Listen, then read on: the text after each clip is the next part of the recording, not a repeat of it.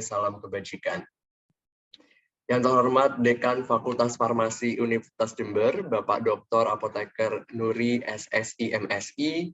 Yang kami hormati Bapak Ibu Wakil Dekan Fakultas Farmasi Universitas Jember. Yang kami hormati pula Bapak Ibu dosen serta seluruh sivitas akademika Fakultas Farmasi Universitas Jember. Yang kami hormati pemateri Stadium Generale Halini, serta teman-teman dan kakak-kakak mahasiswa baru S1 dan PSPA yang berbahagia.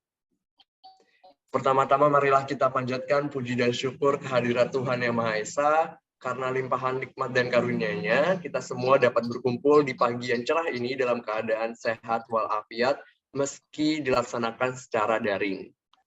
Sebelumnya, izinkanlah saya untuk memperkenalkan diri. Perkenalkan, nama saya Muhammad Iqbal Ar-Rashid, yang bertindak sebagai MC, serta memandu jalannya acara pada hari ini. Selamat datang dalam Stadium Generale Mahasiswa Baru 2022-2023 yang mengusung tema penguatan agrofarmasi, transformasi sistem ketahanan kesehatan melalui peningkatan produksi obat tradisional yang nantinya akan dijelaskan oleh pemateri yang sangat berkompeten. Untuk mengefisiensi waktu, marilah kita buka acara hari ini dengan membaca basmalah bersama-sama. Bismillahirrahmanirrahim. Semoga acara hari ini dapat berjalan sebagaimana mestinya. Amin, amin ya robbal alamin. Acara selanjutnya yaitu sambutan yang akan disampaikan oleh Dekan Fakultas Farmasi Universitas Jember kepada Bapak Dr. Apoteker Nuri SSI MSI. Dipersilahkan.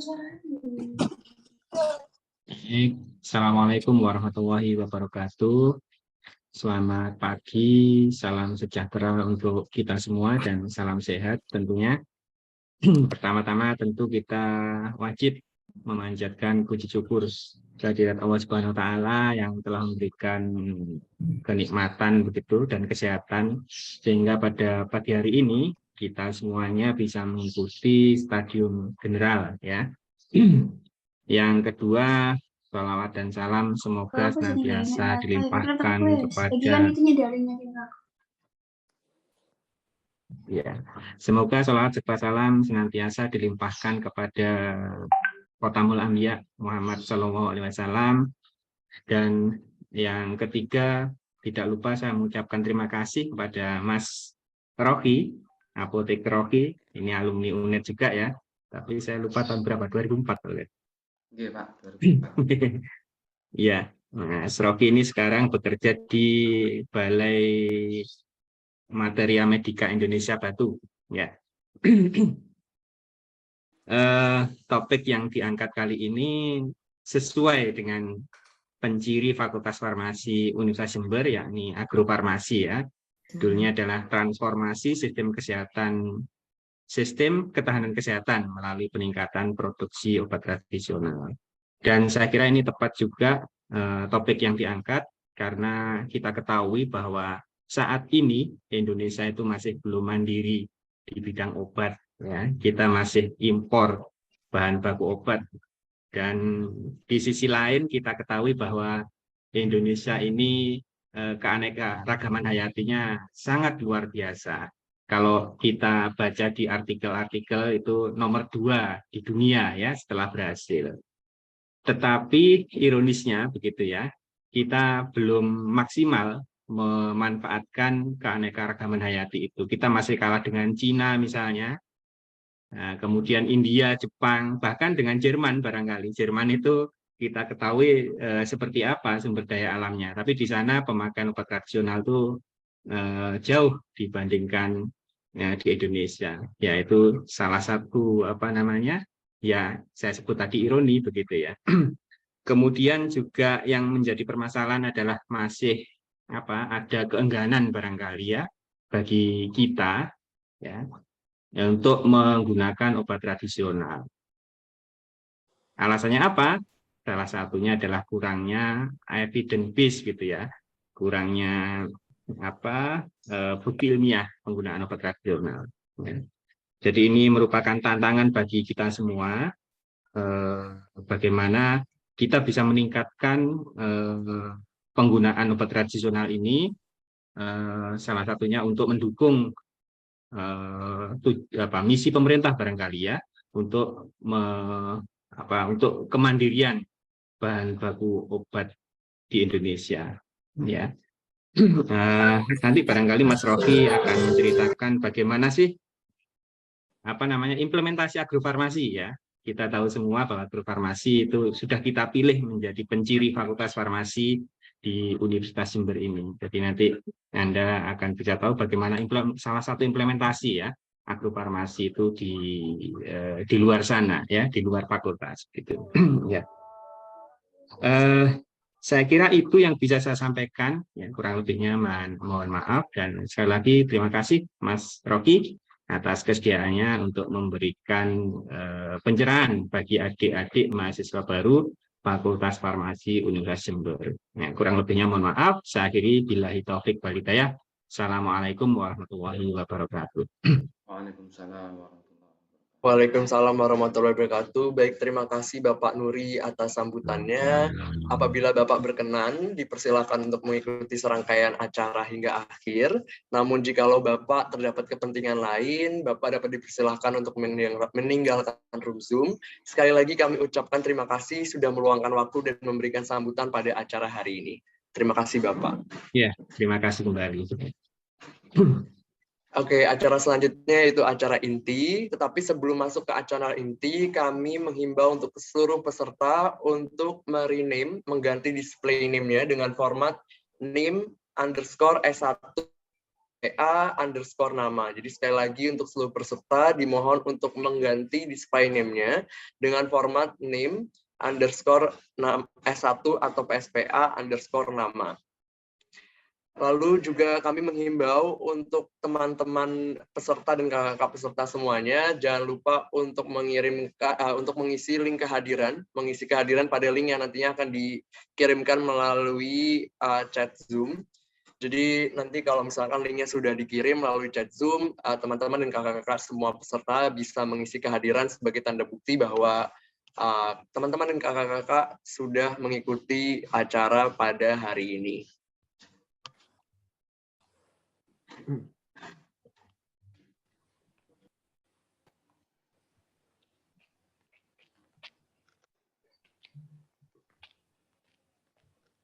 Oke, kita lanjut. Nah, itu sudah ada linknya. Jadi untuk teman-teman dan kakak-kakak peserta bisa diisi linknya untuk tanda kehadiran pada hari ini. Oke, kita lanjut ke acara kita, yaitu acara inti, pemaparan materi penguatan agrofarmasi, transformasi sistem ketahanan kesehatan melalui peningkatan produksi obat tradisional yang tentunya akan dipandu oleh moderator. Jadi bukan saya yang memandu, tapi kita punya moderator yang sudah siap memandu. Mungkin bisa disapa dulu ya nanti moderator ya. Halo, selamat pagi Kak Wendy. Halo, selamat pagi Kak Iqbal. Apa kabarnya hari ini Kak? Alhamdulillah baik. Kalau Kak Iqbal sendiri bagaimana? Kabarnya hari ini luar biasa baik dan sangat semangat untuk menjadi MC dan moderator ya Kak Wendy untuk acara Stadium General ini. Untuk jadi moderator, apakah ada persiapannya Kak hari ini Kak Wendy? Untuk persiapan yang gimana-gimana sih nggak ada ya, tapi untuk pagi hari tentunya kita harus sarapan dan juga kalau bisa segelas air hangat gitu lah ya. Oke, jadi itu tadi persiapan yang dilakukan Kak Wendy sebelum jadi moderator biar bisa memandu dengan baik gitu ya Kak Wendy ya. Kayaknya Kak Wendy-nya juga udah siap, teman-teman dan kakak-kakak peserta juga sudah siap untuk mendengarkan materinya, jadi langsung kita alihkan saja ke Kak Wendy. Silahkan Kak Wendy. Baik, terima kasih kepada MC atas kesempatan yang telah diberikan. Sebelumnya, Assalamualaikum warahmatullahi wabarakatuh. Selamat pagi, salam sejahtera bagi kita semua. Shalom, Om Swastiastu, Namo Buddhaya, salam kebajikan. Sebelumnya, perkenalkan, saya Wendy Walia Rafika, bisa dipanggil Wendy. Pada kesempatan kali ini, saya diberikan amanah untuk menjadi moderator yang akan memandu jalannya diskusi. Sebagaimana telah diumumkan sebelumnya, Stadium Generalnya pada hari ini mengambil topik tentang penguatan agrofarmasi, transformasi sistem ketahanan kesehatan melalui peningkatan produksi obat tradisional. Pada dasarnya, forum-forum seperti ini sangat penting dan menarik untuk kita ikuti ya teman-teman, karena banyak sekali informasi yang akan kita dapatkan. Namun perlu diperhatikan bahwa penyampaian informasi tersebut akan lebih mudah dipahami apabila diskusi berjalan dengan efektif. Oleh karena itu, diharapkan kepada teman-teman untuk dapat memperhatikan dan mengikuti diskusi dengan sebaik-baiknya. Baik, topik tersebut akan disampaikan oleh seseorang yang tentunya sangat kompeten di bidangnya, yaitu Apoteker Rocky Fahria Reza, Sarjana Farmasi. Sebelumnya, mari kita sapa dulu pembicara kita pada pagi hari ini. Baik, kepada Pak Rocky, selamat pagi, Pak. Selamat pagi, Kak Wendy. Baik, selamat pagi, Pak. Bagaimana, Pak, kabarnya hari ini? Kabar hari ini baik, sehat. Semoga kegiatan berjalan dengan lancar, bermanfaat dan barokah. Amin. Gimana nih Pak semangatnya bertemu dengan teman-teman mahasiswa baru S1 dan PSPA Fakultas Farmasi Universitas Jember? Ya, untuk kondisi saat ini ya saya rasa cukup bersemangat ya, karena memang secara pribadi kita juga punya chemistry tersendiri terhadap alumni di sana. Jadi ya cukup menegangkan juga seperti itu. Baik, sebelumnya izinkan saya untuk membacakan CV dari Apoteker Rocky Fahria Reza Sarjana Farmasi ini.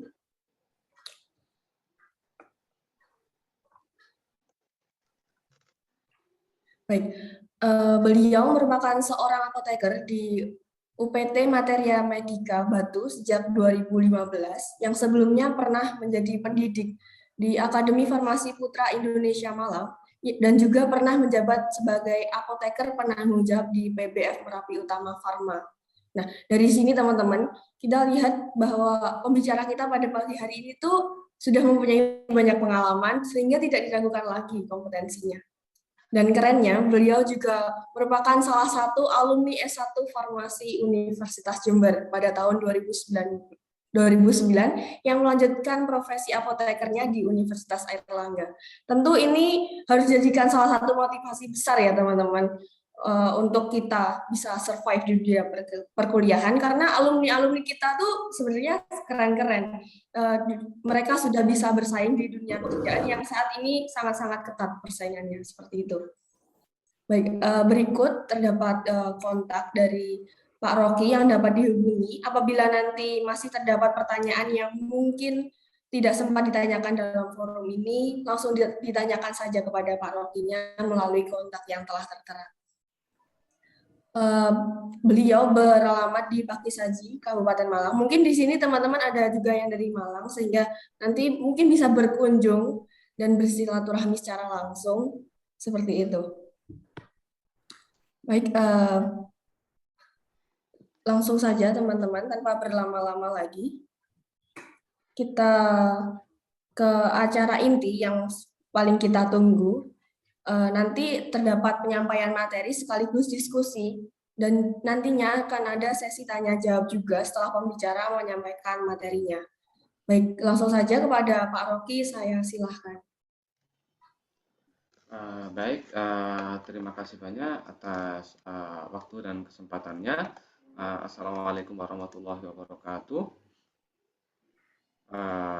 Sebelumnya saya sampaikan ucapan terima kasih kepada Dekan Fakultas Farmasi, Bapak Dr. APT Nuri, SSI, MSI, beserta jajaran struktural dan pendidik di sana. Kemudian ada Bapak Ibu Panitia, serta ada adik-adik panitia yang sudah memberikan fasilitas pada kuliah umum pagi hari ini. Tidak lupa kepada seluruh peserta kuliah umum maba mahasiswa baru tahun 2022 tahun 2023. Semoga kegiatan hari ini lancar ya. Tidak lupa kita ucapkan segala puji kehadirat Allah Subhanahu wa taala yang telah memberikan kesehatan dan rahmatnya sehingga kita bisa berkumpul pada pagi hari ini, serta sholawat serta salam tetap kita curahkan kepada junjungan besar Nabi Muhammad SAW. Terima kasih atas waktu dan kesempatannya. Mungkin tidak perlu berlama-lama ya, karena mungkin materi hari ini akan saya sampaikan untuk mengenalkan seperti apa sih UPT Materia Medica dan kegiatan agrobisnis di tempat kami ya. Sebelumnya saya izin memperkenalkan diri. Nama saya Rocky Faria Reza, seperti yang telah Kak Wendy sampaikan. Saya merupakan alumni Fakultas Farmasi angkatan kedua. Saya masuk 2004, lulus 2009, ya, melanjutkan profesi di Universitas Airlangga Surabaya.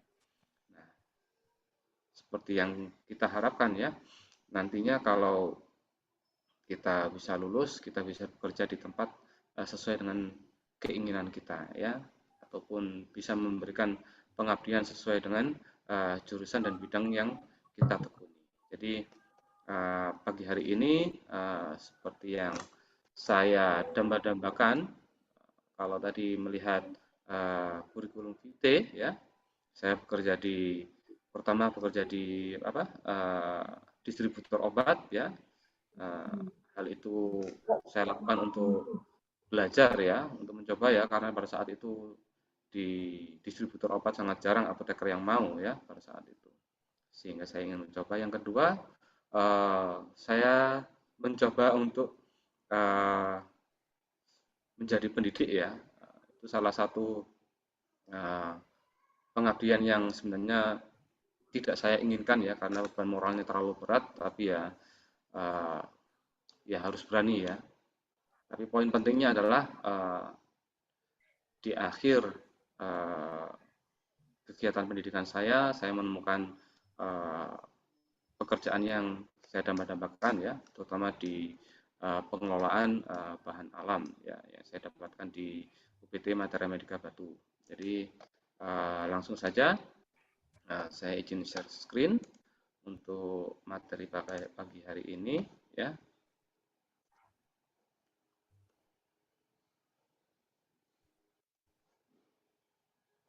Baik, materi saya apakah sudah terlihat jelas? Sudah, Pak.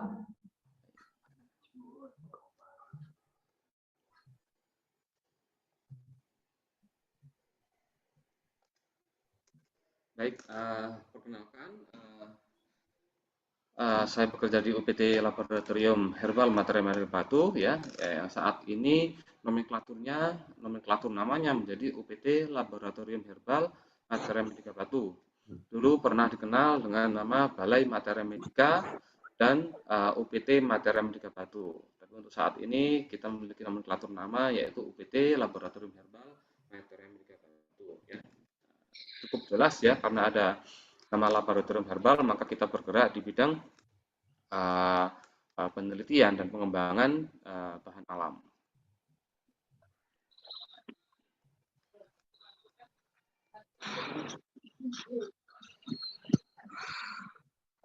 Baik, ini beberapa outline ataupun paparan yang akan saya sampaikan. Yang pertama, tugas pokok dan fungsi, sumber daya manusia, kemudian layanan dan produk, penerapan proses standarisasi sederhana, GACP atau Good Agriculture Collection Practice, kemudian ada GPHP, Good Post Harvest Practice, pengelolaan pasca panen, pengelolaan ekstrak, penentuan senyawa marker, kemudian teknologi kultur jaringan dan bibit tanaman obat, teknologi pembuatan simplisia, teknologi pembuatan produk atau diversifikasi produk, kemudian teknologi pengujian keamanan dan mutu produk, kemudian kebijakan dan regulasi kemandirian bahan baku obat. Ya, dari sekian materi ini tentunya kita tidak membicarakan terlalu detail ya, kita bicarakan secara gambaran umum saja nantinya ya. Baik, pertama tugas pokok dan fungsi ya, sesuai dengan Pergub Jawa Timur ya, kita berada di bawah Dinas Kesehatan Provinsi Jawa Timur yang notabene merupakan pemerintah provinsi yang diatur oleh gubernur ya, sesuai dengan Pergub nomor 87 tahun 2019. Kami memiliki tugas ya, untuk melakukan pelayanan di bidang laboratorium herbal serta pengembangan tanaman obat dan obat tradisional, kemudian melaksanakan tugas ketatausahaan dan pelayanan masyarakat ya. Nah, Untuk pengembangan herbal dan pelayanan masyarakat, otomatis kita memiliki hubungan yang cukup erat ya, baik kepada masyarakat umum ataupun ke institusi pendidikan.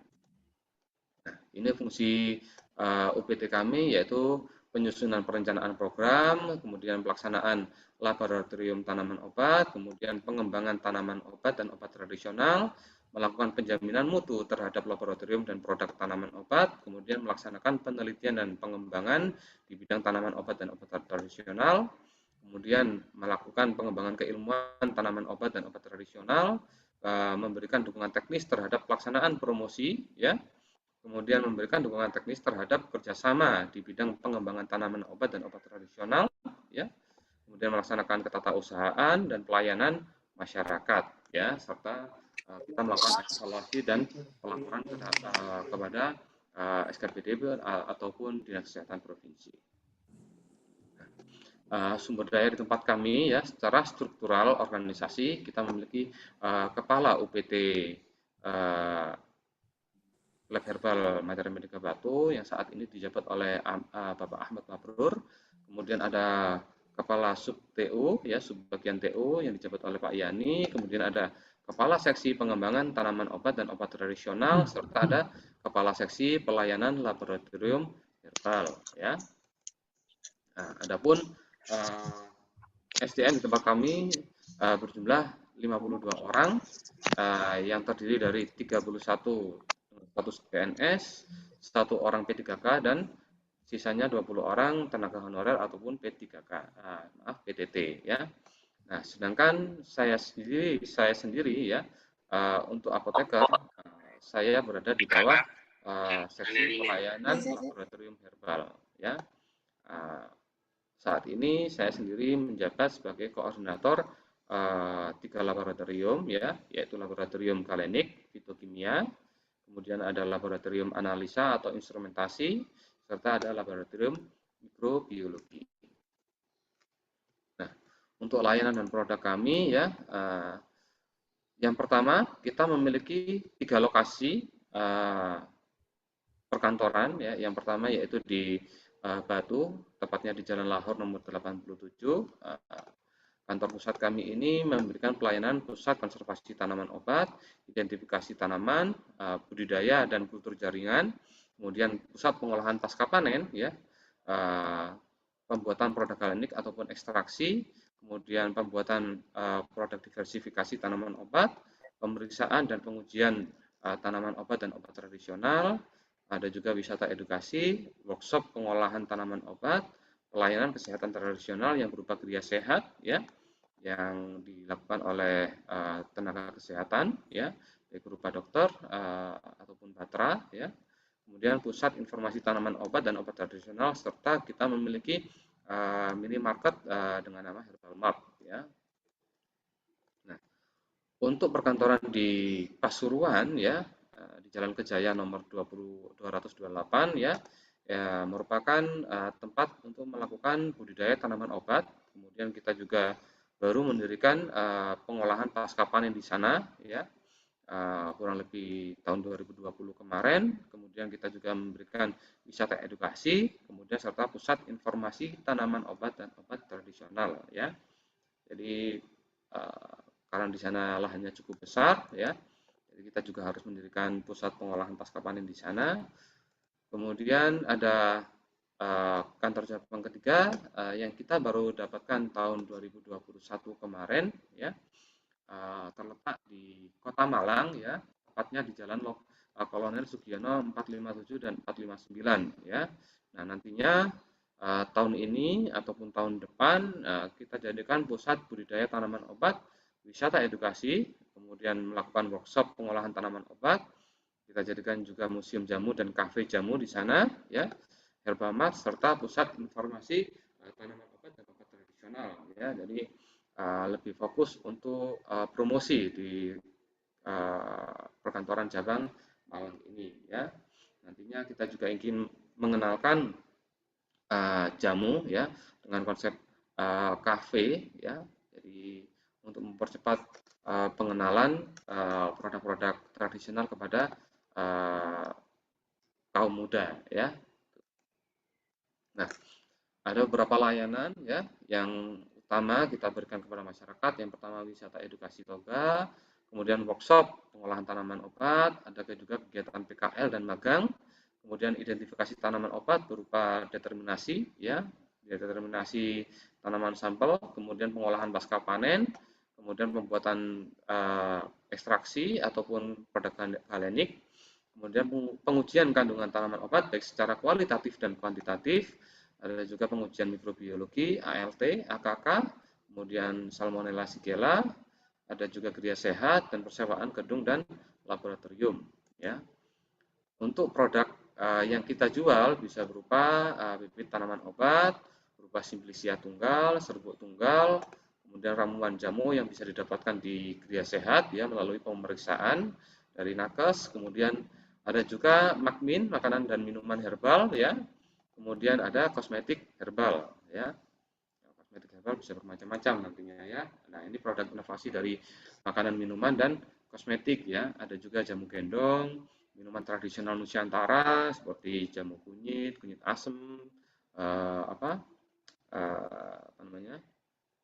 saraba dari Makassar, dari Tutok, kemudian ada es gowo dan sebagainya ya. Ada juga olahan tes, olahan pisan, kemudian kreasi minuman ya bermacam-macam ya, serta produk-produk nutrasetikal ya atau makanan dengan bahan-bahan yang memiliki efek terapi ya. Kemudian ada kosmetik ya yang kita buat produk berupa sabun padat, sabun cair, masker dan lulur, ada lilin aromaterapi, ada lip balm, hand sanitizer, massage oil, hair oil, insect repellent atau anti nyamuk ya. Kemudian ada deep cleansing oil, bedak dingin, tapel, iris, param dan sampo padat ya. Nah, ini milestone UPT Materia Medika Batu untuk 3 tahun ke depan ya. Inti dari milestone ini kita selalu memperbarui ilmu ya dan melakukan pengembangan ya di bidang bahan alam ya.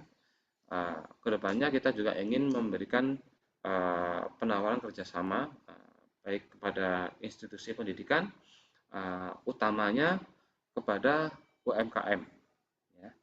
Jadi untuk memperkuat ketahanan bahan baku nasional, kedepannya kita juga ingin memberikan fasilitas kepada UMKM, baik dari bahan baku ataupun dari segi laboratorium, pengujian mutu ataupun keamanan. Ya. Selain itu, ke depan kita ingin memproses untuk sertifikat JPOTP. Ya. Sebenarnya proses sertifikat JPOTP sudah berjalan mulai tahun 2020, hanya saja kita terkendala karena institusi pemerintah, sedangkan peraturan yang ada saat ini hanya bisa diterapkan di institusi swasta ya. Kemudian tidak lupa untuk kedepannya kita juga untuk mempercepat fasilitasi ketahanan bahan baku, kita melakukan kegiatan akreditasi KAN ya di bidang laboratorium. Oke, ini penerapan proses standarisasi sederhana di tempat kami ya, yang jelas proses standarisasi ini adalah pengukuran mutu dari kefarmasian baik secara kimia, biologi ataupun fisika ya, dengan tujuan untuk memberikan produk yang bermutu, bermanfaat dan serta aman ya. Tuh. Nah, adapun penilaian mutunya kita bagi melalui parameter spesifik dan non spesifik sesuai dengan literatur yang kita gunakan. Di sini ada quality control method, ada Materia Medika Indonesia ataupun Farmakope Herbal ya. Nah, untuk parameter spesifik meliputi kemurnian identitas ya, apakah benar nanti sampel ataupun tanaman yang kita terima itu sesuai dengan identitas yang kita identitas secara tertulis serta fisiknya. Kemudian ada pengujian organoleptis, ada mikroskopik, ada kandungan kimia. Untuk mikroskopik ini biasanya tidak kita lakukan ya, karena kita biasanya untuk panen sudah kita identifikasi di lahan ya, sedangkan untuk mikroskopik biasanya kita lakukan apabila bahan yang kita terima dari luar serta berupa sediaan serbuk ya. Kalau masih berbentuk simplisia kering biasanya masih bisa diidentifikasi ya. Nah, untuk parameter non spesifik ini ada susut pengeringan, ada kadar abu total, kadar abu tidak larut asam, kadar sari larut air ya, ada kadar sari larut etanol, kadar air, cemaran mikroba serta cemaran logam berat. Tidak semua parameter bisa kita lakukan ya karena memang fasilitas di tempat kami, di laboratorium kami saat ini masih terbatas ya, terutama di cemaran logam berat ya, karena alatnya terlalu mahal ya. Untuk kadar abu total, kadar abu tidak larut asam ini sudah kita lakukan ya. Sedangkan untuk logam berat saat ini kita masih bekerja sama dengan pihak ketiga. Ini contoh pengujian mikroba ya. Biasanya kita melakukan pengujian angka lempeng total, angka kapang kamil serta cemaran Salmonella Shigella ya. Kalau di sini keterangan memiliki keterangan MS atau memenuhi syarat ya. Sedangkan TMS ini keterangan tidak memenuhi syarat ya. Jadi tidak semua produk kami sebenarnya memenuhi syarat ya. Ada beberapa produk yang tidak memenuhi syarat. Nah, untuk produk yang tidak memenuhi syarat, tentunya kita melakukan penelusuran, ya, penelusuran sebabnya apa, baik dari bahan baku di lahan atau di kebun, ya, bisa jadi juga dari sumber mata air, ya. Jadi kita harus melakukan evaluasi. Kalau bahan baku lahan yang bermasalah, maka kita harus melakukan perbaikan SOP, atau kalau bermasalah di sumber mata air, maka kita harus melakukan water treatment ya. Nah, untuk standarisasi produk minuman saat ini kita masih melakukan uji kualitatif terhadap parameter umum ya, yaitu senyawa flavonoid, alkaloid, tanin, saponin dan terpenoid. Adapun beberapa produknya yang bisa dilihat ada minuman rosella, pegagan, kayu manis, ada sirup mint, ada murbe, ada bir peletok ya, kemudian ada rebusan dan seduhan mint telang ya. Nah, untuk standarisasi produk makanan saat ini kita masih berjalan di organoleptis ya, mutu secara organoleptis ya. Produknya ada boba mint, ada mie goreng, ada salt and spicy brownies, ada puding, ada martabak, ada permen jelly, kemudian ada tortilla, ada basil mild crepes, ada banana cinnamon bread, juga stik bawang rosemary. Untuk produk kosmetik, standarisasi produk kosmetik untuk sabun padat ya, kita mengacu pada SNI 3532 tahun 2016 ya, terkait dengan sabun padat. Adapun parameter yang kita uji meliputi kadar air, alkali bebas, bahan tak larut dalam etanol, kemudian kadar klorida serta pH ya. Saat ini produk kami memenuhi standar SNI ya. Juga ada sabun cair ya, sama ya. Kesimpulan dari pengujian yang kita lakukan ya memenuhi syarat SNI untuk sabun cair ya. Nah, pemenuhan GACP atau Good Agriculture and Collecting Practice ya. Jadi proses budidaya dan waktu panen ya. Nah, adapun tahapan dalam proses budidaya di kebun yaitu persiapan, ada pembibitan, ada penanaman, kemudian pemeliharaan, pengendalian OPT serta di akhir dilakukan proses panen ya. Nah, tentunya setiap proses tahapan tadi dilakukan pembuatan SOP budidaya ya. Ini contoh SOP budidaya temulawak mulai dari persiapan lahan, pembibitan, kemudian penanaman, pemeliharaan, pengendalian hama penyakit serta proses panen ya. Nah, untuk SOP ini setiap tanaman bisa berbeda ya, tergantung waktu panennya. Nah, sebenarnya untuk proses panen pun tidak sederhana ya, karena kita harus menyesuaikan dengan stok bahan di gudang, ya. Kemudian apabila waktu panennya tiba, umur dan waktu panennya tiba, kira-kira bahannya seperti apa yang harus dipanen, ya, bagian mana yang harus dipanen, baik buah, bunga, daun, batang ataupun akar. Kemudian cara panennya seperti apa, ya.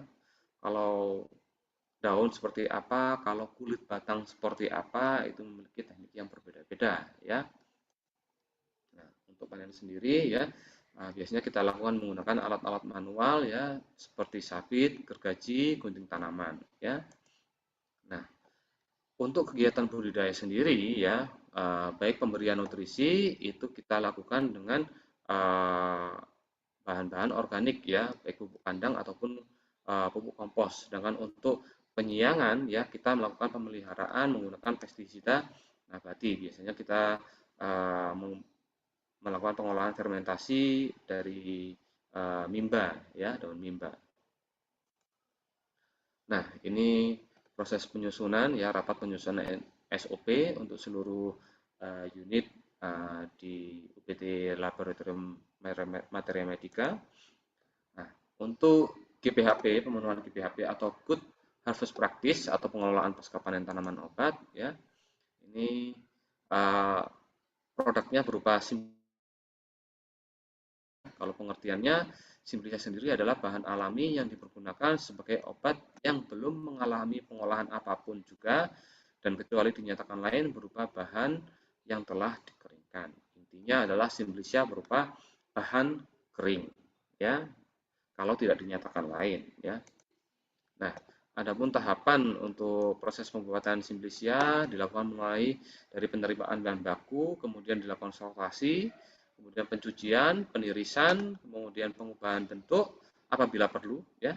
Kemudian dilakukan pengeringan, kemudian ada sortasi kering serta penyimpanan produk-produk Simplicia yang telah lolos IPC QC, ya. Ini proses sortasi basah, ya. Di sini kita mensortasi bahan-bahan asing, ya, ataupun bagian-bagian tanaman yang tidak kita butuhkan seperti batang. Misal kalau kita butuh daunnya, kita buang batangnya. Kemudian ada daun yang kering atau yang rusak, kita juga sortasi di sana, ya. Ini proses pencucian, ya, kita gunakan sumber mata air saat ini air tanah, ya. Biasanya dilakukan pencucian sebanyak 3 kali menggunakan air mengalir, ya. Kalau yang bagus sebenarnya sumber mata airnya kita menggunakan sumber mata air dengan syarat air minum, ya. Jadi minimal harusnya PDAM kita bisa gunakan, ya. Dan ini proses penirisan gunanya untuk menghilangkan air di permukaan setelah pencucian tadi, ya. Kemudian ini pengubahan bentuk atau kita melakukan perajangan untuk bahan-bahan yang keras ataupun bahan-bahan yang tebal, ya. Kemudian ini proses pengeringan, ya, kita bisa menggunakan gedung hybrid, ya, gedung pengeringan ataupun kita bisa menggunakan oven, ya. Ini kekurangannya kalau menggunakan gedung hybrid ini ataupun gedung pengeringan tergantung cuaca, ya. Sedangkan untuk oven ini sebenarnya tidak tergantung cuaca, hanya biaya yang dikeluarkan jauh lebih besar karena menggunakan listrik ataupun bahan bakar gas, ya. Ini sortasi kering, ya. Ini untuk mensortasi bahan-bahan kontaminan lain, ya, atau bahan-bahan yang tidak sengaja tercampur ataupun bahan-bahan kita pilih bahan-bahan yang bagus, ya, dengan kadar air yang sesuai ataupun yang terlalu gosong ataupun yang belum kering itu kita pisahkan. Nah, untuk proses IPC sendiri, ya, kita lakukan di penerimaan bahan baku, ya, kita melihat kesesuaian identitas, berat kotor, kesesuaian pemberian nomor batch, kemudian kita lakukan pencatatan. Pada sortasi basah kita melakukan cek kesesuaian bagian tanaman, ya, kemudian cek bahan pengotor, kemudian berat bersih harus kita timbang, ya, kemudian dilakukan dokumentasi, kemudian pencatatan pencucian dan penirisan ini kita lakukan cek air yang digunakan untuk pencucian, ya, harus air mengalir, air bersih. Kemudian proses pencucian dilakukan sebanyak 3 kali. Kemudian dilakukan penirisan untuk menghilangkan air permukaan serta dokumentasi ya. Untuk perajangan ini dilakukan apabila perlu ya, apabila bahan-bahannya keras ataupun memiliki ketebalan ya. Yaitu kita melakukan cek ketebalan irisan ya pada alatnya ya, kita cek ketebalan alatnya, kemudian keseragaman ukuran hasil perajangan serta melakukan pencatatan ataupun dokumentasi ya. Untuk proses pengeringan sendiri, kita biasanya melakukan pengeringan untuk oven di suhu rata-rata 50 derajat ya, dengan rentang yang bisa diterima kurang lebih 1 derajat. Kemudian kita cek ketebalan bahan ya, kemudian kita lakukan membolak-balikkan bahan ya agar pengeringannya merata. Kemudian kita lakukan IPC untuk suhu pengeringannya kurang dari 10%. Setelah dilakukan dokumentasi ya. Untuk saturasi kering kita cek bahan pengotor atau kontaminan ya, atau simplicia yang tidak layak untuk dikemas ya, kita singkirkan. Serta dilakukan pencatatan ataupun dokumentasi. Pada pengemasan kita lakukan pemberian label ya sesuai dengan identitas. Kemudian kita cek kebocoran kemasan, pemberian silika gel ya, ini tidak harus ya, tapi karena di tempat kami di daerah Batu cukup tinggi ya, kurang lebih 1000 mdpl, kita beri tambahan silika gel ya, kemudian kita lakukan dokumentasi, dan terakhir kita lakukan penyimpanan ya, tidak hanya penyimpanan tapi nantinya ke distribusi karena ini bagian gudang ataupun bagian warehouse ya. Di penyimpanan atau distribusi kita lakukan cek suhu kelembapan ruangan, kemudian penyimpanannya sesuai dengan prinsip FIFO dan FIFO serta dokumentasi baik itu kartu stok ataupun logbook kegiatan keluar masuk barang ya. Nah, untuk optimalisasi menghadapi industri 4.0 kita juga melakukan penyesuaian ya. Kita tidak hanya memiliki dokumentasi berupa printout ataupun hard logbook yang bisa dipegang, ditulis secara langsung. Kita juga melakukan perubahan dokumentasi dalam berupa aplikasi ya. Di sini kita memiliki 2 aplikasi. Yang pertama ada aplikasi Aksi Jitu, yaitu merupakan aplikasi produksi dan penjaminan mutu ya. Di sini guna mengawasi ya jalannya proses produksi serta mengawasi kegiatan penilaian mutu yang kita lakukan ya. Nah, di sini nanti selama produksi kita akan melakukan input data berupa kegiatan serta proses penjaminan mutu yang kita lakukan dengan produk akhir berupa sertifikat produksi ya, COE-nya atau Certificate of Analysis, itu berupa sertifikat produksi. Di sini akan diterangkan identitas, kemudian proses yang terjadi, kemudian ada penilaian mutu baik secara organoleptis ataupun kualitatif nantinya. Kemudian juga kita memiliki aplikasi Alamanda ya, aplikasi keluar masuk barang gudang ya. Di sini aplikasi ini guna untuk mengontrol kegiatan distribusi warehouse ya.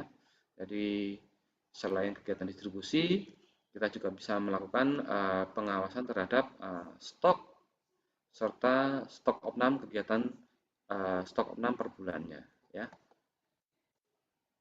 Nah, untuk pengelolaan ekstrak di sini kita membuat produk ekstrak ya. Kalau di sini terlihat kapsul, banyak sekali di pasaran bahwa kapsul ini diisi dengan serbuk simplicia yang digiling saja. Tapi sesuai dengan Perkara BPOM ya, sebenarnya setiap kapsul itu harus berisi serbuk dari ekstrak. Nah, ini biasanya kita harus sering melakukan penyuluhan ya terhadap kesadaran industri bahan alam untuk sediaan kapsul ya.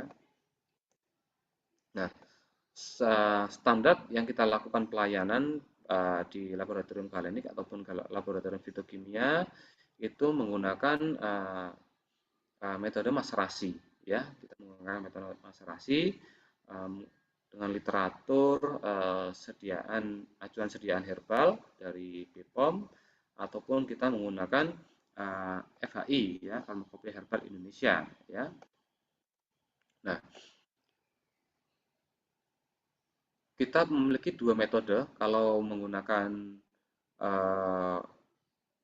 acuan sediaan herbal dari BPOM, memiliki standar rasio pencampuran 10:75, ya, untuk maserasi. Sedangkan untuk FHI sendiri biasanya kita metodenya dengan rasio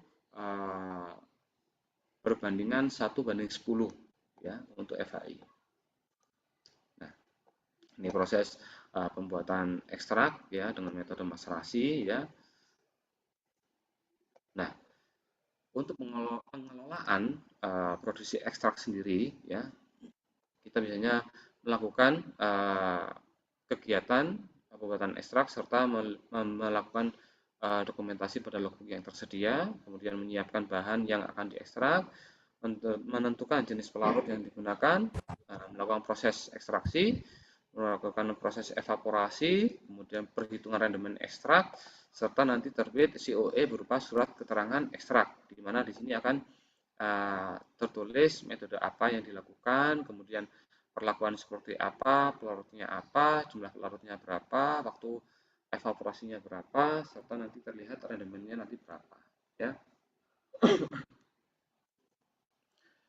Untuk penentuan senyawa marker sendiri ini dilakukan di laboratorium instrumentasi atau laboratorium analisa, ya. Untuk penentuan senyawa kimia saat ini kita tersedia standarnya berupa asiatikosid, rutin, antrakinon, katekin, andrografolit, asam tanat, asam galat, kemudian piperin, ada sinensetin, tilirosid, luteolin, saponin, kurkumin, serta quercetin. Ya, masih belum banyak yang bisa kita sediakan. Nanti ke depan kita juga ingin melengkapi, ya, standar bahan-bahan uji nanti. Untuk alatnya, instrumen untuk ekstraksi kita biasanya menggunakan speed extractor, ya, karena lebih mudah pengoperasiannya dan lebih cepat. Kemudian untuk alat analisanya kita memiliki spektrofotometer UV-Vis, kemudian ada KLT densitometry, ya, kemudian ada UFLC atau HPLC preparatif, ya. Untuk teknologi kultur jaringan dan bibit tanaman obat ini kita melakukan dua metode, yaitu yang pertama secara konvensional, ya, kita budidaya secara konvensional, juga ada kultur jaringan, ya, kita melakukan budidaya kultur jaringan. Hanya saja beberapa tahun terakhir metode pengembangan budidaya melalui kuljar ini cukup terkendala karena untuk produksinya memakan biaya banyak, tidak sebanding dengan penjualannya. Jadi saat ini mungkin ke depan, ya, ke depan kita ingin mengembangkan metode untuk peningkatan senyawa metabolit sekunder. Jadi kita panen dari botol-botol proses kultur jaringan ini, ya. Jadi kalau dulunya kita aplikasikan dari botol kultur jaringan ini diaklimatisasi ke tanah, ya, untuk kedepannya kita berharap bisa langsung panen dari botol-botol dengan beberapa reagen yang bisa meningkatkan kadar metabolit sekundernya. Nah, ini teknologi pembuatan Simplicia, ya, cukup sederhana, ya. Kita memiliki mesin peraja, kemudian bak pencucian, kemudian alat penimbangan, kemudian meja sortasi, kemudian ini pencucian mesin perajang vertikal, ya, dengan kapasitas lebih kecil. Kemudian kita juga ada chopper, ya. Kemudian ada oven pengering, ada gedung hibrid, ya. Kemudian ada alat penggiling, kemudian ada pengemasnya, ada vacuum sealer, ya, dan ada aluminium sealer. Nah, untuk teknologi pembuatan produk jadi, ya, kita yang sudah saya sampaikan beberapa produk nutraceutical, ya, baik itu makanan dan minuman. Ada juga produk kosmetik berupa masker lulur, ya. Nah, ini tuh makanan dan minuman yang beberapa tahun 2020-2021 kita bekerja sama dengan laboratorium gizi untuk membuat produk nutraceutical berupa produk stunting ya, yang kemudian kita aplikasikan, kita berikan penyuluhan serta kita berikan SOP dan produknya kepada masyarakat melalui penyuluhan bekerjasama dengan puskesmas setempat. Ya. Ini produk-produk kosmetik ya. Ini ada sabun cair, kemudian ada massage oil, kemudian ada lip balm, ya, ada sabun padat. Kalau peralatannya pun sederhana, ada hand blender, slow cooker, ada oven, kompor listrik, timbangan digital, termometer, bisa udah bahan kaca, ya, kemudian ada bahan-bahan stainless serta bahan-bahan dapur yang berbahan plastik, ya, ataupun silikon, ya. Nah, untuk produk sediaan jamu, untuk peralatannya juga cukup sederhana. Kita cukup menyediakan timbangan digital, kemudian kertas, baskom atau nampan, sendok stainless, ya. Untuk pertama yang telah dikeluarkan oleh Kementerian Kesehatan, ya, bisa dicek secara bebas, secara umum,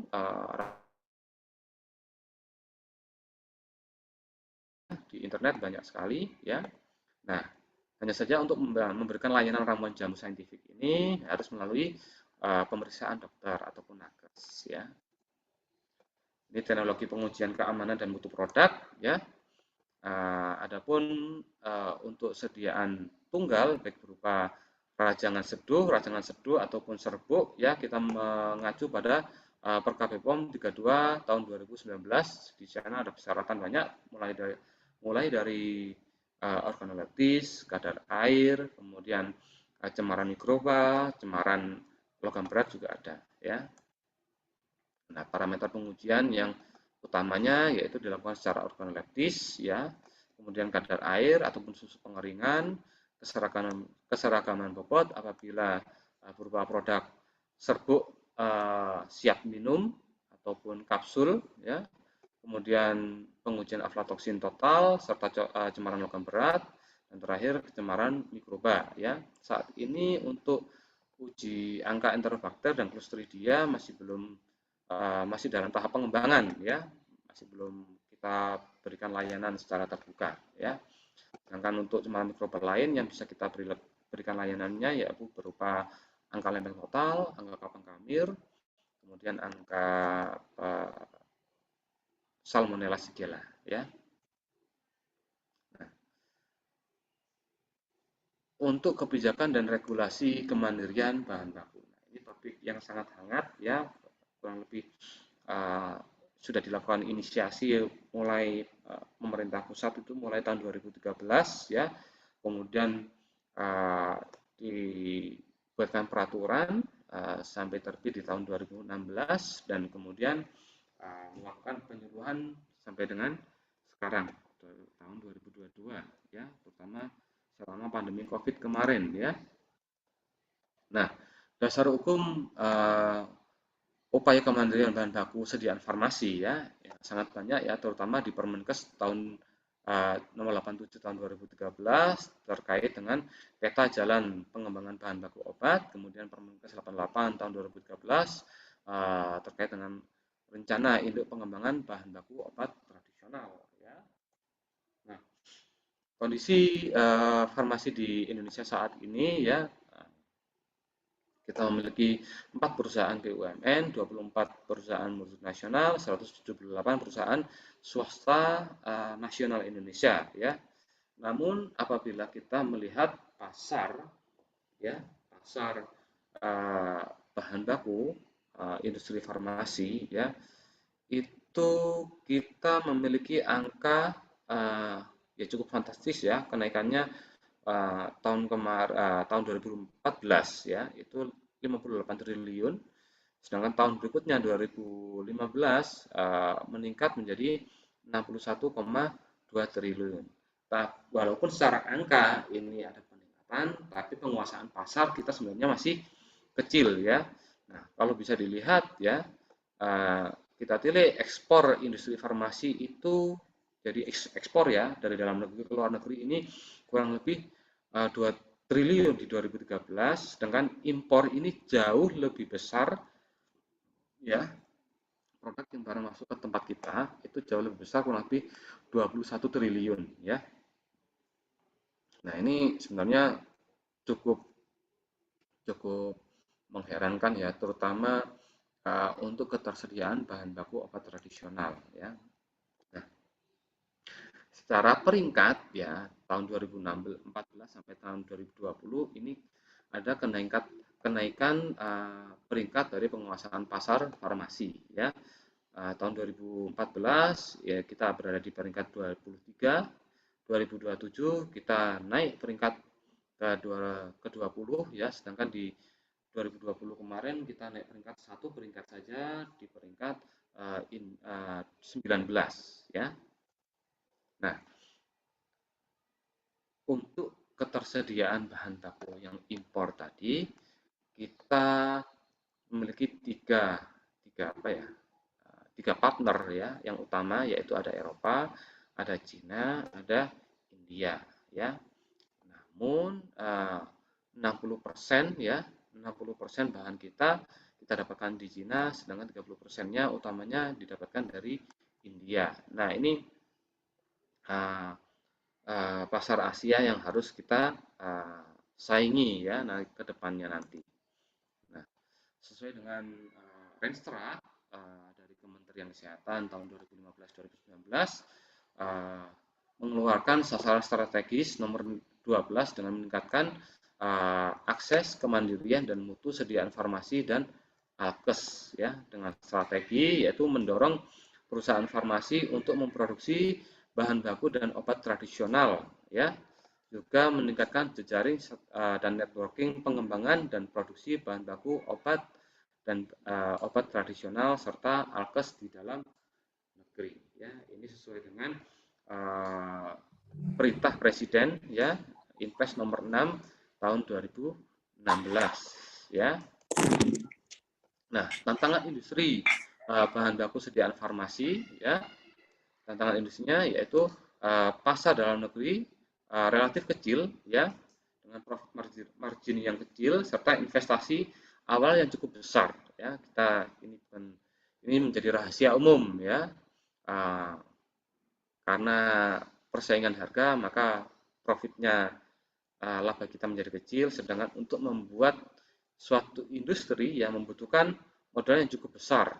Padahal untuk melakukan perizinan sendiri kita tidak boleh menjual produk kita sebelum memiliki izin edar. Ini menjadi permasalahan tersendiri yang mulai tahun 2020 kemarin sudah dicanangkan oleh pemerintah untuk memangkas banyak pos-pos birokrasi yang akhirnya kita membuat satu program perizinan yang disebut dengan OSS ya. Kemudian kendala lain yaitu ketersediaan sumber daya lokal ya. Sebenarnya kalau sumber daya lokal baik bahan baku ataupun SDM kita memiliki ya, jumlahnya secara kuantitas cukup banyak, hanya saja kualitasnya yang belum kita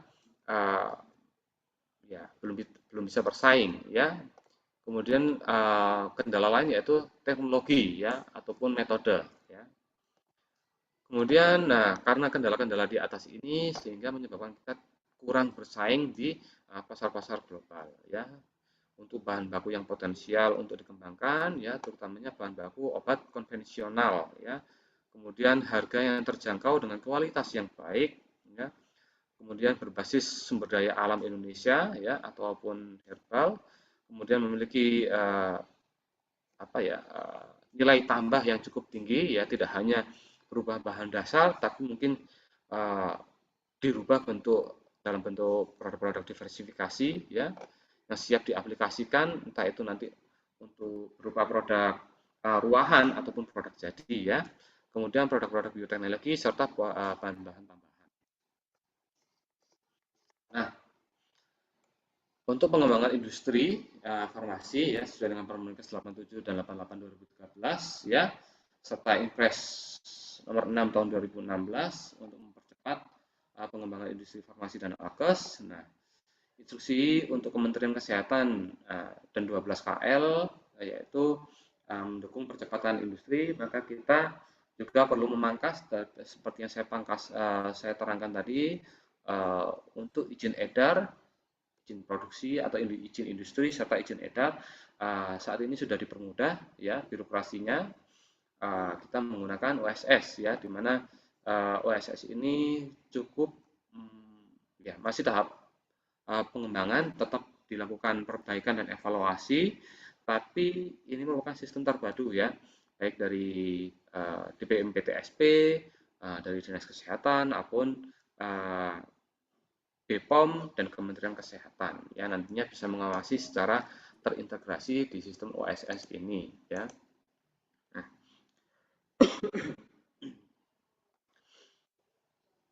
Ini untuk instruksi untuk Kemenkes, Kementerian Kesehatan, ya, yaitu menyusun dan menetapkan rencana aksi pengembangan industri farmasi dan alkes, yaitu yang pertama melakukan fasilitasi pengembangan ke arah biofarmasetikal, vaksin natural, dan industri bahan aktif kimia.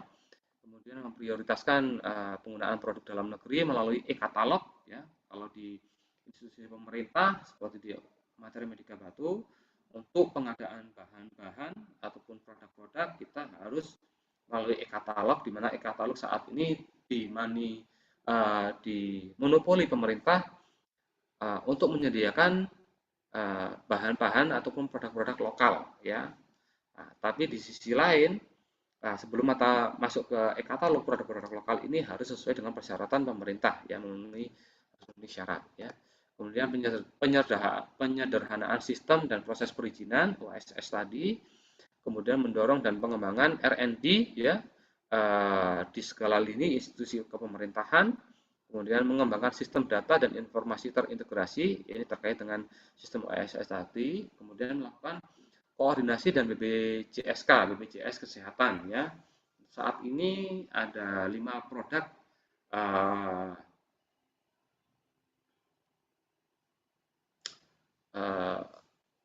obat tradisional yang sudah masuk ke BPJS ya, tapi produk tersebut berupa fitofarmaka ya. Untuk OHT dan jamu saat ini tidak terfasilitasi di BPJS seperti itu ya. Nah, ini peran pembagian pekerjaan yaitu dari sisi pemerintah sendiri, yaitu untuk ketahanan pangan harus memberikan kebijakan publik yang mengandung merangsang investasi internal, kebijakan yang jelas, dan serta memberikan layanan publik yang baik ya. Kemudian memberikan pendanaan pengembangan ya, kemudian layanan fasilitas bisnis, memberikan bimbingan dan pendampingan teknis ya ataupun non teknis melalui Dinas Kesehatan ataupun Balai Pengawasan Obat dan Makanan ataupun BPOM ya. Kemudian memberikan kemudahan jejaring kemitraan serta kolaborasi dengan pelaku usaha ya. Itu peran dari pemerintah. Sedangkan untuk akademisi, institusi pendidikan ya, memberikan keluaran ataupun SDM yang berkualitas tinggi ya. Jadi harus misal nih dari Fakultas Farmasi harus memberikan mahasiswa ataupun lulusan yang kualitas tinggi ya, sesuai dengan syarat apoteker ya. Kemudian memberikan hasil riset sesuai dengan kebutuhan industri. Jadi adik-adik nanti ke depan kalau skripsi kalau bisa diaplikasikan di industri atau bisa diproduksi ya. Kemudian menyokong kegiatan pemerintah dan penentuan arah pengembangan dan penyelesaian masalah yang ada di masyarakat dan industri. Kemudian penyediaan informasi ya serta penyiapan teknologi terkini yang bekerjasama dengan pihak-pihak industri ya.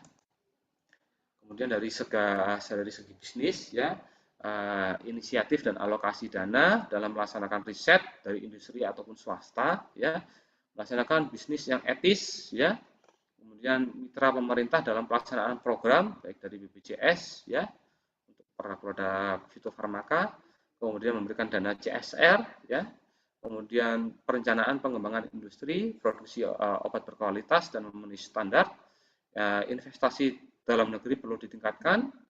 Untuk sisi dari segi komunitas ya, itu penerapan hasil-hasil pengembangan teknologi, implementasi solusi dan kebijakan yang diperoleh, kemudian mendapatkan manfaat sinergitas, serta sektor ketiga yaitu memberikan dukungan komponen ABGC ya dalam rangka mewujudkan kemandirian bahan baku farmasi dan serta melakukan promosi investasi dalam negeri.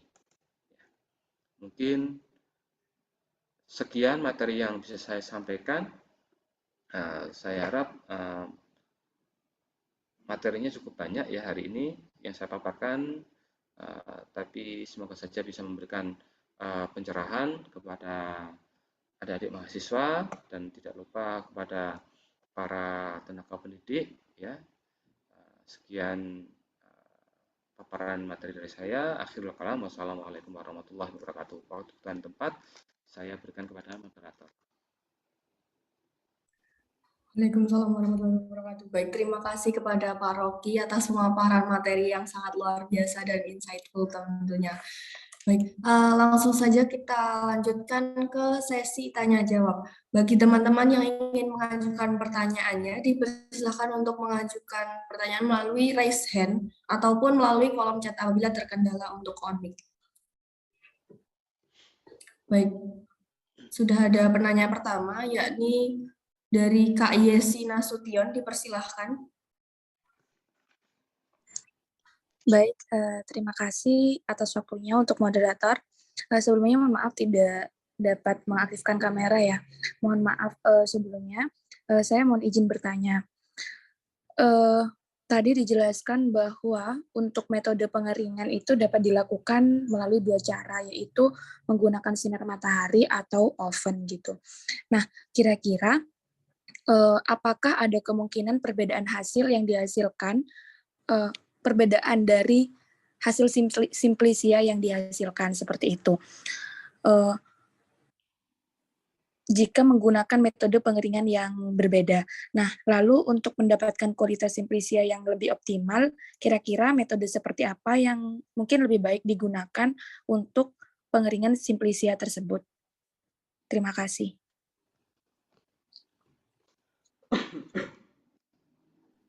Baik, terima kasih atas pertanyaannya. Kemudian untuk Pak Rocky dipersilakan untuk menjawab secara interaktif. Baik, terima kasih. Pertanyaannya cukup bagus ya terkait dengan metode pengeringan. Di tempat kami sebenarnya ada 3 metode yang bisa dilakukan, yaitu pengeringan matahari langsung, itu juga bisa kita lakukan ya.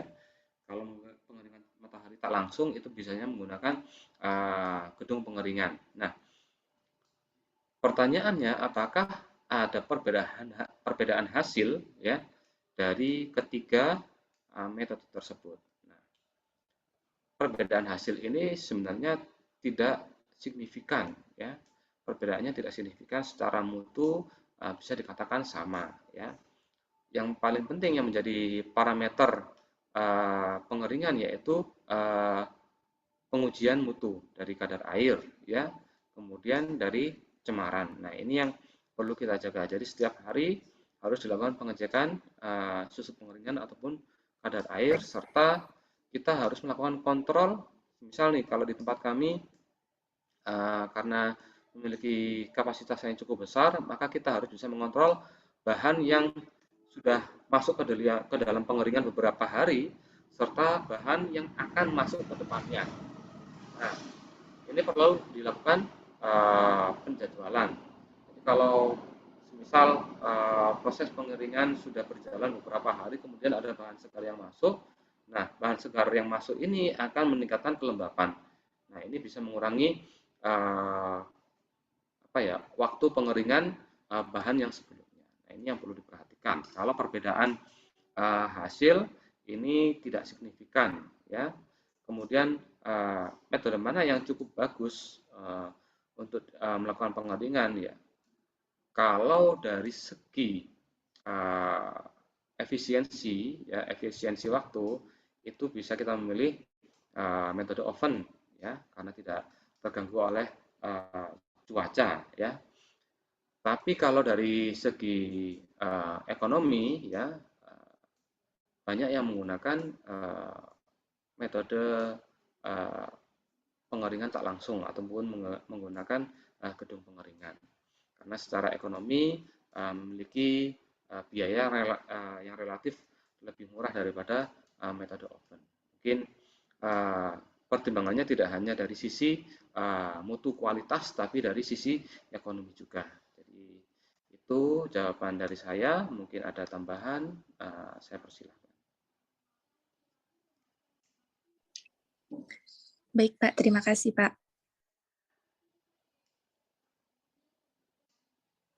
Baik, kepada penanya terima kasih atas pertanyaan, dan dilanjutkan kepada Kak Yuni Mumpuni, dipersilakan untuk menyampaikan pertanyaannya. Terima kasih kepada moderator atas waktunya. Jadi saya Yuni Mumpuni izin bertanya Pak, untuk proses pembuatan simplisia tahap pengeringan tadi yang menggunakan metode oven, nah itu apakah pengeringannya dilakukan hanya untuk satu simplisia dalam sekali oven atau bisa beberapa simplisia secara bersamaan ya? Dan apabila itu bisa dilakukan secara bersamaan, apakah nanti tidak menyebabkan kontaminasi silang atau sebagainya gitu Pak? Terima kasih.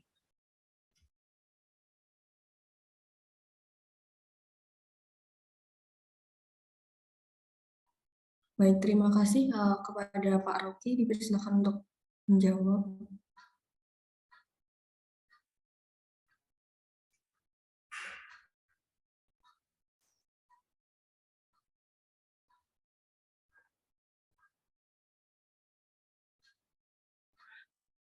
Ditunggu ya teman-teman, sepertinya Pak Rocky sedang mengalami gangguan.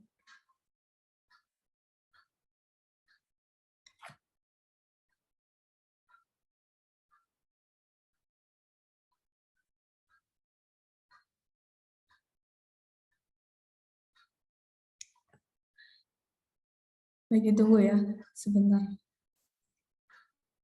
Gimana nih? Masih pada semangat? Teman-teman jangan lupa untuk on cam ya. Karena setelah sesi diskusi ini akan ada dokumentasi juga, jadi dipersiapkan mulai dari sekarang aja, nggak apa-apa.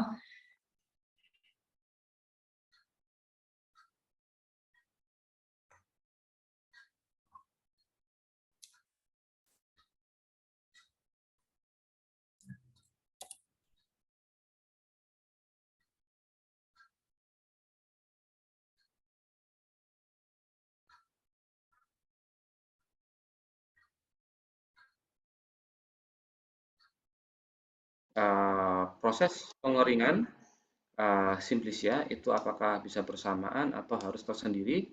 Kalau bersamaan, apakah tidak ada risiko kontaminasi silang dan sebagainya? Ya. Apakah begitu? Iya Pak, seperti itu. Baik, terima kasih. Untuk proses pengeringan, baik oven ataupun gedung pengeringan, untuk resiko kontaminasi silang itu harus kita minimalisir ya. Kita harus minimalisir melalui proses-proses sebelumnya ya. Di proses sortasi basah, pencucian, nah itu fungsinya untuk meminimalisir kontaminasi silang ya. Nah, untuk proses pengeringan sendiri sebenarnya bisa dilakukan secara bersamaan, tapi perlu kita pertimbangkan apakah bahan bakunya memiliki kategori yang mirip atau berbeda. Maksudnya seperti ini, contoh apabila daun boleh dikeringkan bersama, tapi perlu kita ketahui kalau itu daun salam dikeringkan bersama dengan daun lidah buaya pasti jauh berbeda. Nah, ini yang menjadi parameter selama pengeringan bersamaan ya. Atau mungkin buah-buahan, batang, daun itu bahan baku yang memiliki kategori berbeda itu harus dikeringkan di lokasi atau tempat yang berbeda pula, karena nanti proses pengeringannya membutuhkan waktu perbedaan waktu yang cukup jauh ya, memiliki perbedaan waktu yang cukup jauh. Tapi kalau selama masih dalam satu kategori, saya rasa tidak ada masalah. Serta resiko kontaminasi ini sebenarnya kita bisa meminimalisir dengan melakukan kegiatan produksi sesuai dengan SOP yang telah dipersyaratkan di JPOTP. Mungkin seperti itu. Terima kasih. Baik, terima kasih. Bagaimana kepada penanya? Apakah terdapat feedback? Sudah cukup jelas atas penjelasannya disampaikan Pak Rocky. Terima kasih banyak. Sama-sama. Baik, terima kasih banyak kepada penanya. Kemudian dilanjutkan kepada Kak Dwi Setioningsi, dipersilahkan untuk menyampaikan pertanyaannya. Baik, terima kasih. Moderator, apakah suara saya terdengar jelas? Terdengar jelas, Kak. Ya, sebelumnya saya mohon maaf karena tidak bisa on cam ya, karena sinyalnya putus, suka putus-putus kalau misal on cam. Jadi Pak Rocky izin bertanya, di sini kan tadi disebutkan kalau metode ekstraksi yang digunakan itu menggunakan maserasi. Nah, penentuan menggunakan metode tersebut itu apakah berlaku bagi semua simplisia atau bagaimana Pak? Dan apakah kemungkinan ke depannya itu akan mengembangkan metode baru yang akan digunakan? Seperti itu. Terima kasih. Baik, terima kasih. Pada Pak Rocky dipersilahkan untuk menjawab. Baik, terima kasih Mbak Dwi Setioningsi. Untuk metode ekstraksi, untuk layanan standar, kita memberikan layanan maserasi ya. Contoh, karena di tempat kami banyak sekali partner kami ya, rata-rata dari akademisi ataupun pelajar mahasiswa ya. Nah, mungkin kalau untuk pelajar mahasiswa ataupun akademisi yang bergerak di bidang biologi, kimia ataupun farmasi, mereka cukup paham tentang metode ekstraksi ya. Tapi di tempat kami kita tidak hanya memberikan layanan kepada 3 bidang ini ya. Contoh mungkin dari kedokteran, dokter gigi, teman-teman pertanian dan sebagainya. Rata-rata yang mereka yang membuat penelitian diversifikasi produk melalui bahan galenik, ini mereka tidak tahu apa yang harus dilakukan untuk membuat bahan galenik. Untuk partnership yang seperti itu biasanya kita memberikan metode standar maserasi ya. Ya sesuai standar bisa memilih sesuai dengan acuan herbal sediaan galenik ataupun menggunakan acuan FHI ya, karena rasionya keduanya berbeda ya.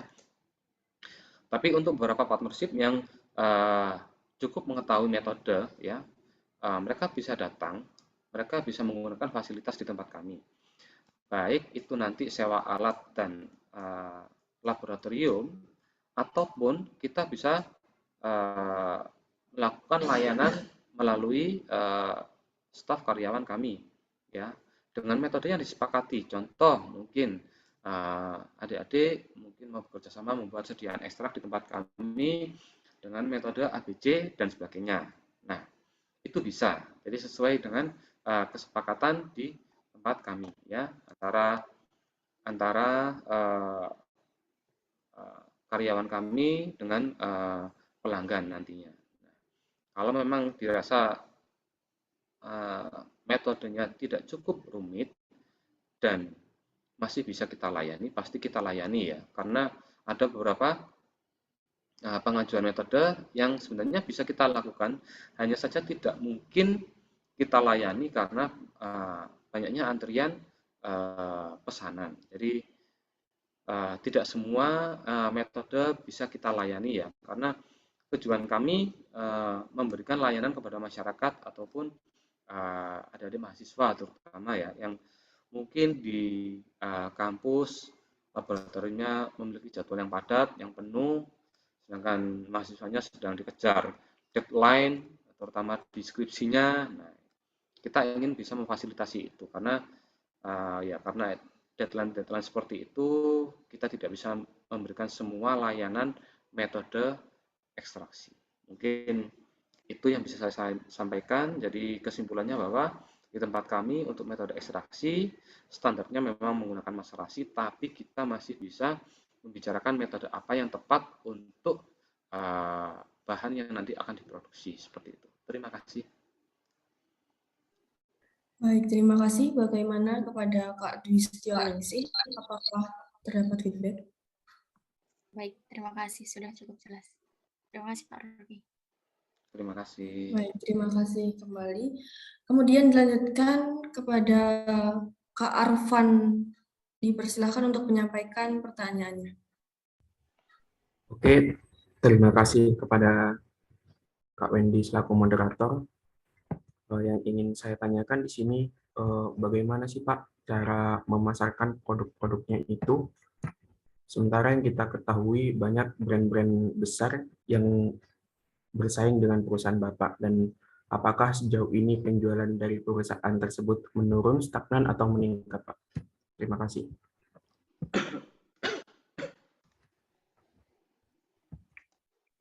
Baik, terima kasih kepada Pak Rocky. Dipersilakan untuk menjawab. Baik, terima kasih banyak. Ini bukan pertanyaan bagus, tapi ini pertanyaan sulit yang saya jawab, yang harus saya jawab ya. Karena seperti yang saya tadi sempat jelaskan bahwa karena kita institusi pemerintah ya, maka kita, maaf ini kameranya sedikit error, jadi kadang mati sendiri, kadang hidup sendiri ya. Jadi kembali, karena kita institusi pemerintah, maka untuk persyaratan-persyaratan dari BPOM sendiri banyak yang belum bisa kita penuhi. Contoh, keterangan pemilik lahan, kemudian penanggung jawab perusahaan, ya, tidak bisa kita penuhi, ya, karena yaitu tadi, karena kita milik pemerintah. Jadi penanggung jawabnya pun sering berganti, pemilik lahan kita juga tidak memiliki sertifikat tanah dan sebagainya karena itu adalah aset pemerintah. Nah, kalau ditanya pemasaran ya, sebenarnya sudah lama kita membuat produk-produk diversifikasi, baik itu jamu racikan ya, kemudian ada jamu saintifik, kemudian ada produk kosmetik, kemudian ada produk nutrasetikal, baik itu makanan dan minuman. Nah, namun seiring kita lebih terbuka kepada Dinas Kesehatan Provinsi, Balai Besar POM, dan Inspektorat, kita saat ini di ban apa? Ya, di ban itu apa ya? Di ban itu dilarang untuk membuat produk jadi. Karena memang sesuai dengan aturan ya. Kalau sesuai dengan aturan, kita belum memiliki izin edar. Nah, dari izin edar sendiri, persyaratannya adalah harus memiliki izin produksi. Nah, persyaratan izin produksi harus memiliki industrinya dulu. Nah, industri ini harus memiliki kekuatan hukum, ya, di mana bisa berupa PT, CV, ataupun koperasi.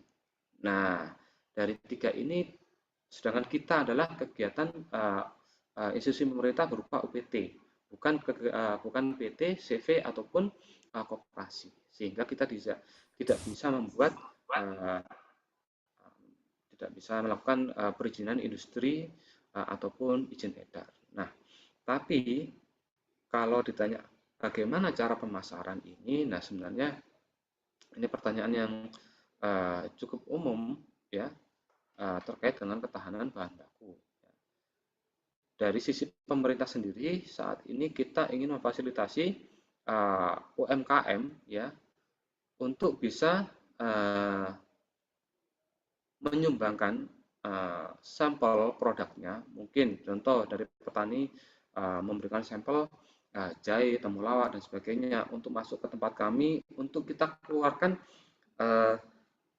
COE-nya, sehingga pada saat petani ini menawarkan produknya ke industri swasta, ya. Kalau di Malang ini ada obat tradisional, itu ada Asimas, ada Natura dan sebagainya. Produk yang disertai dengan COE ini memberikan jaminan mutu kepada industri yang nantinya akan memiliki bargaining position untuk dilakukan baik itu harga ataupun mutu yang nanti ataupun jumlah bahan yang nanti akan dipesan oleh industri. Jadi yang saya sarankan di sini untuk meningkatkan pemasaran, yaitu kita harus bisa memberikan add valuable ataupun nilai tambah kepada produk-produk yang akan kita jual. Yaitu misal tadi contohnya memberikan lampiran atau sertifikat of analyze tadi. Jadi produk yang masuk ke industri tidak hanya produk bahan segarnya saja, entah itu jahe, temulawak, tapi ada keterangan yang menjelaskan bahwa produk itu dinilai atau memiliki mutu dengan standar sekian, seperti itu. Jadi saran saya, tambahkanlah nilai pada produk-produk Anda. Seperti itu. Terima kasih. Baik, terima kasih. Bagaimana kepada penanya? Apakah terdapat feedback? Sudah jelas dan dimengerti, Kak. Terima kasih kepada Bapak Rocky atas jawabannya. Baik, terima kasih kepada penanya atas pertanyaannya. Kemudian, apakah ada pertanyaan lagi dari teman-teman? Dipersilakan untuk raise hand apabila masih terdapat pertanyaan yang belum disampaikan. Berhubung kita masih memiliki waktu, mumpung ketemu Pak Rokinya secara langsung,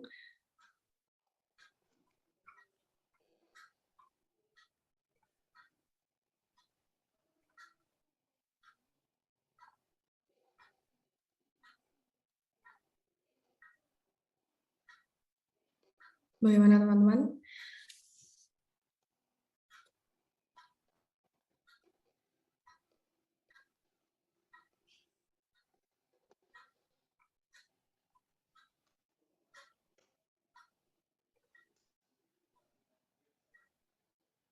Baik, sepertinya sudah tidak ada pertanyaan lagi dari teman-teman atau mungkin belum kepikiran ya.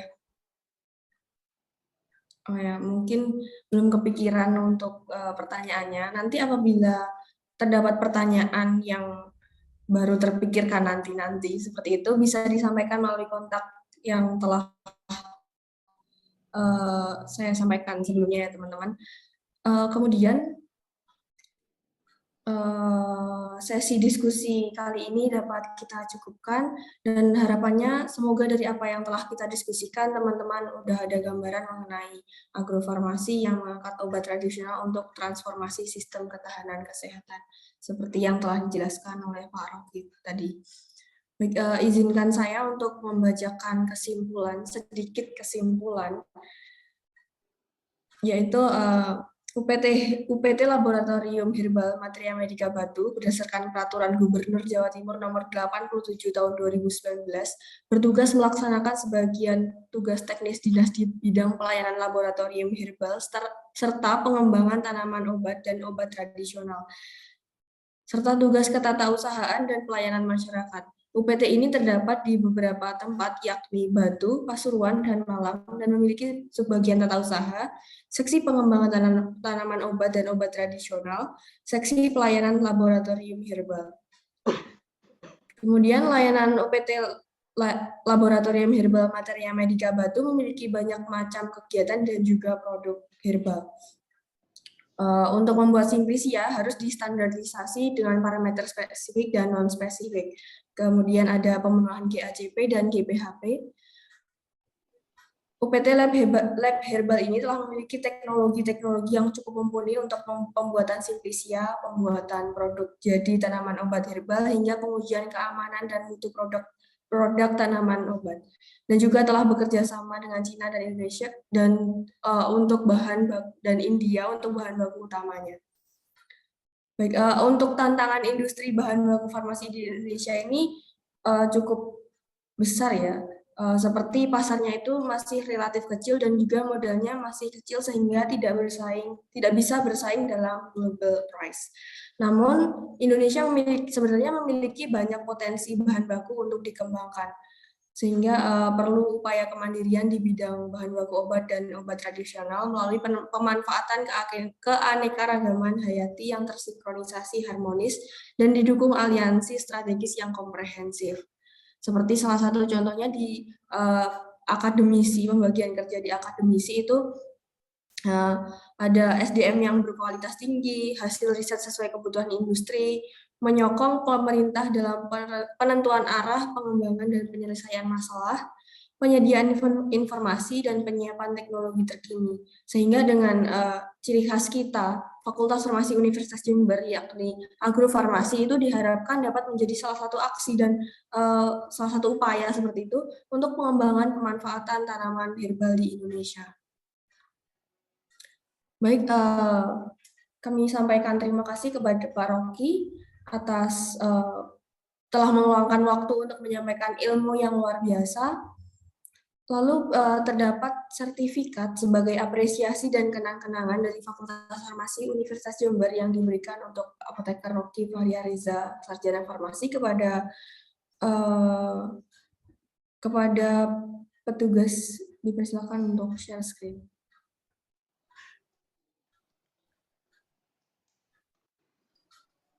Baik, berikut sertifikat yang diberikan kepada Apoteker Rocky Fahria Reza, Sarjana Farmasi, sebagai narasumber pada Stadium Generale, penguatan agrofarmasi dan transformasi ke sistem ketahanan kesehatan melalui peningkatan produksi obat tradisional.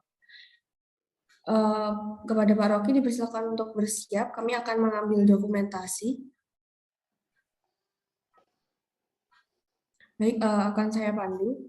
1, 2, 3. Sekali lagi. 1, 2, 3. Baik, terima kasih.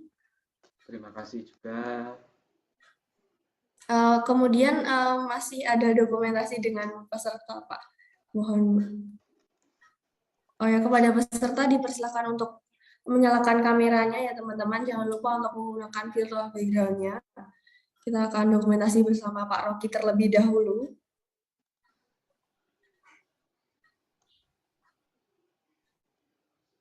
Masih kami tunggu, silakan untuk menyalakan kameranya.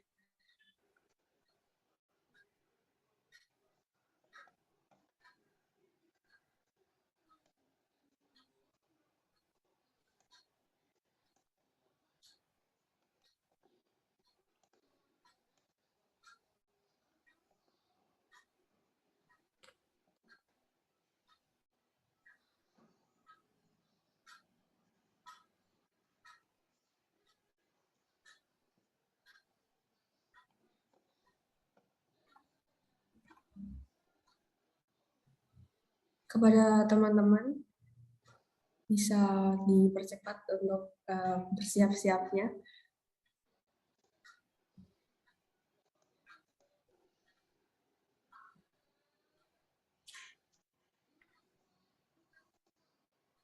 Baik, dari slide pertama dulu akan saya pandu. 1, 2, 3. Diharapkan untuk senyum terus ya teman-teman, karena kita nggak tahu kalian ada di slide berapa. Untuk slide selanjutnya. 1, 2, 3. Slide ketiga. 1, 2, 3. Slide keempat. 1, 2, 3. Slide kelima. 1, 2, 3. Baik, slide berikutnya. 1, 2, 3. Slide berikutnya. 1, 2, 3. Slide ke-8. 1, 2, 3. Dan slide terakhir. 1, 2, 3. Baik, terima kasih kepada teman-teman semuanya.